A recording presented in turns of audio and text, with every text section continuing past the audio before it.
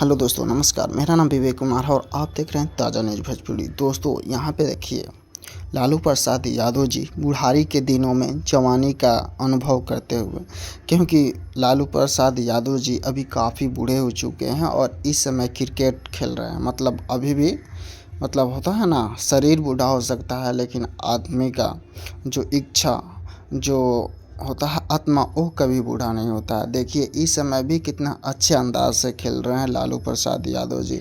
दोस्तों, लालू प्रसाद यादव जी को इस तरह से बैडमिंटन खेलते हुए देखकर आप लोगों को कैसा लगता है? क्योंकि लालू प्रसाद यादव जी अभी अभी जेल से छूटकर आए हैं और बैडमिंटन खेल रहे हैं। अभी लालू प्रसाद यादव जी का उम्र 60 से भी पार हो चुका है, लेकिन अभी भी ऐसा लग रहा है कि यंग टाइम में खेल रहे हैं।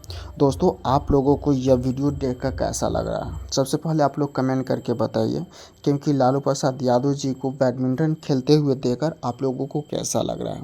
अगर दोस्तों आप लोग चैनल पर नए हैं तो चैनल को सब्सक्राइब ज़रूर कर लीजिएगा, क्योंकि सभी प्रकार के न्यूज़ आपको इस चैनल पर देखने के लिए मिलेगा।